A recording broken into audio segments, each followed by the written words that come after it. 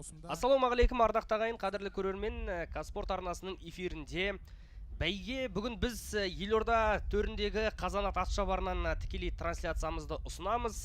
Дәл осы Астананың іргесіндегі Қазанат атшабары өздеріңіз білетіндей 5-ші дүниежүзілік көшпенділер ойындары қарсаңында халықаралық стандартқа сәйкес үлкен деңгейде қайта қалпына келтіріп күрделі жөндеуден өткізілген еді. Міне содан бері дәл осы жерде сан түрлі байрақты бәсеке өтіп, талай ат жарысқа куә болғанбыз. Бүгін міне кезекті бәйге біздің осы Қазанат атшабарында өтеді. Бүгінгі бәйгеміз ұлы жеңістің 80 жылдығына арналып отыр. Бұл жерде енді классикалық атшабыс және бәйге түрлерінен Астана Кап республикалық турнирі өтеді. Міне бүгінгі бәйгеге, алғашқы шұқыр бәйгеге шығатын тұлпарлар арнайы стартбоксқа кеп орналасты. Алғашқы 1600 метрлік қашықтыққа шабатын қатысушылардың есімі мен тұлпарлары сіздердің назарларыңызға ұсынылған. Бірінші нөмірде Мерая, дәл осы 1600 метрлік қашықтықты бағындыруға аттанатын тұлпар. Жалпы бұл 1600 метрлік жарыс Шоқан Уәлиханов атындағы жүлде деп аталады. Және бұл жарыста 3 жасқа дейінгі 3 жасар тұлпарлар ғана бәйгеге қатысуға мүмкіндігі бар. Арнайы тексерістен өткен және 5 тұлпар бүгінгі алғашқы 1600 метрлік бәйгеде бақ сынайды. Сонымен бірінші нөмірде Мерая, аттың жакейі Дидар Күрішбек бірінші нөмірмен өнер көрсетеді. Жалпы халықаралық деңгейдегі рейтингі 92-ші орында орналасқан және тегіне келетін болсақ, Make Memories пен Магнолияның будандасқанынан шыққан осы бір тұлпар егесі Владимир Старых екенін тағы бір естеріңізге сала кетейік. Міне Қазанат атшабарына жиналған жанкүйерлердің де қарасы қалың. Біртіндеп дәл осы классикалық бәйгеден бастап біздің көрермендер тамашалайды. Одан әрі қарай біздің назарымызға топ бәйге және Алман бәйгенің үздіктері шығады. Ол жерде де аты алысқа кеткен тұлпарлар бар. Енді оны санаулы сәттен кейін бірге баяндай жатармыз. Сонымен бірінші нөмірде Мерая екенін айттық. Екінші нөмірде Фрея атты тұлпар бақ сынайды бүгінгі жарыс бәйгесінде. Оның тегі Фицимун және Нурлакки атты тұлпарлардың будандасуынан, бие мен айғырдың будандасуынан шыққан Фрея міне Талайбекұлы Бақтияр аттың тізгінінде, ал аттың егесі Қарабай шаруа қожалығы. Қазір енді көріп тұрғандарыңыздай Қарабай шаруа қожалығының атынан екінші нөмірде Фрея бақ сынаса, үшінші нөмірде Икарис атты тұлпар өнер көрсетеді. Оның тізгінінде Рамазан Күрішбек, төртінші нөмірде Шардар атты Байтал, оның тізгінінде Нұртөре Нәсіпбек және 5-ші болып Хакан атты тұлпар. Оның тізгінінде Олжас Абдыхамид бақ сынайды. Сонымен міне алғашқы 1600 метрлік бәйге басталып кетті. Осы трансляцияда сіздер үшін біз бәйгені тамашалап арнайы комментаторлық қызмет атқарамыз. Менің есімім Фархат Қаналы және менің жанымда дәл осы ат спорт түрлерінен халықаралық деңгейде еліміздің намысын абыроймен қорғап жүрген жакей Бауыржан Мырзабаев келіп отыр.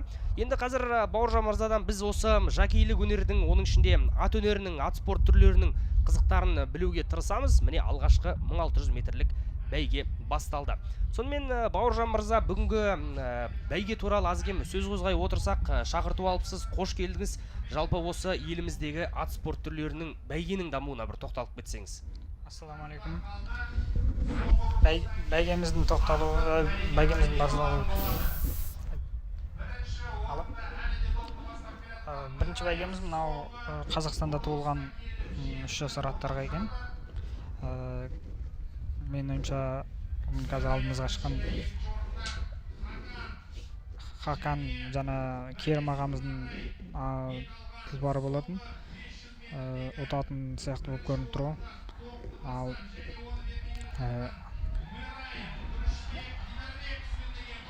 Міне алғашқы мәреге келіп жеткен тұлпарларды біздің көзіміз көріп отыр. Бірінші нөмірдегі Мерая тұлпар. Екінші Хакан келді. Екінші Хакан, төртінші нөмірдегі Шардара үштікті түйіндеді. Бұл енді 1600 метр қашықтықтағы бәйге. Жалпы бұл спринтерлік жарыс қой, қысқа қашықтықтағы бәсеке деп айтамыз. Қандай тактика қолданған дұрыс бұндай кездерде? Негізі спринтерлік жарысқа жатпайды. Негізі дамыған мемлекеттерде бұл 1600 метр орташа жаңағы қашықтық болып саналады. Бұл қашықтықтан көбінесе келешекте жақсы құлын тұқым алатын айғырлар шығады. Өйткені кыска кашыктыкка да аркы үлкөн кашыктыкка ортадан алынган негизи бул кашыктыкка өтө көп аттар калай бәсекелестик көп болот дейт да. Сондуктан да осы 1600 ортанчы кашыктык болгондуктан өтө мыкты аттар чыгады. Ал мынау казыркы шауып өткөн 1600 метр бул Казакстанда туулган аттар.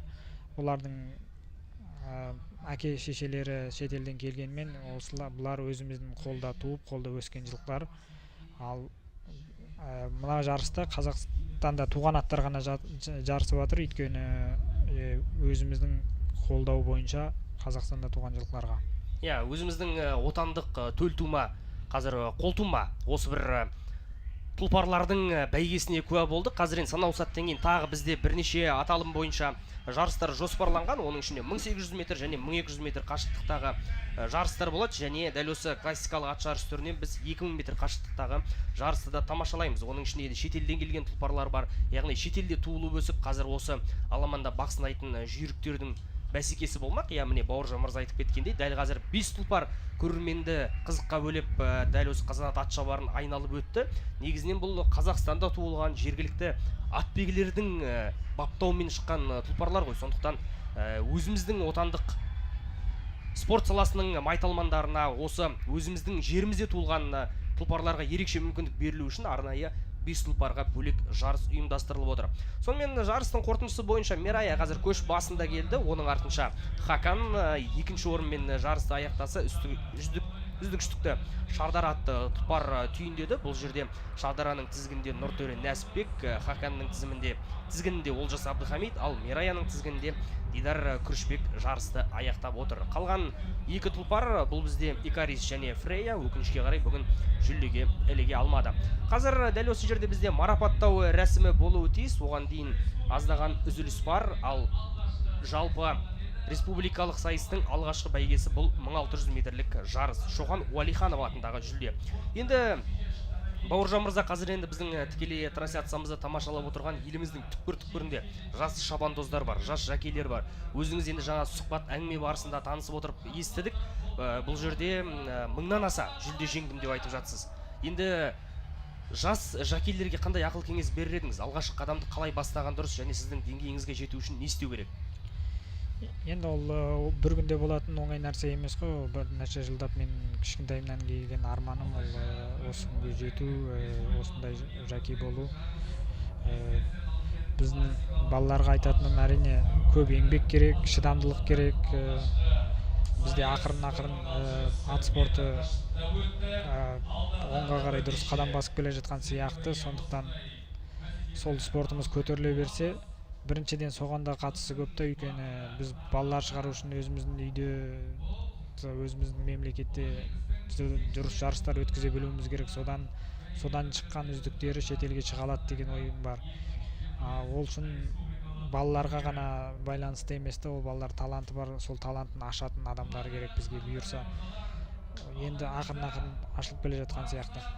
Жалпы осы жакейлерді дайындайтын бізде мектеп қалыптасып келе жатыр деп айтуға бола ма? Мектеп, мен атымнан былтыр бір мектеп ашылып бастаған, бірақ та оның әлі де істейтін жұмыстары өте көп. Жетілдіру керек. Қазіргі күнде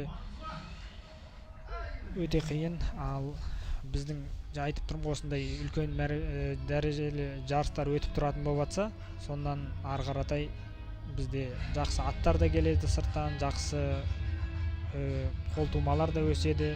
Содан кейін өзімізден шыққан жаңағындай жакейлер халықаралық дәрежеге шыға алады деген ойым бар. Тамаша.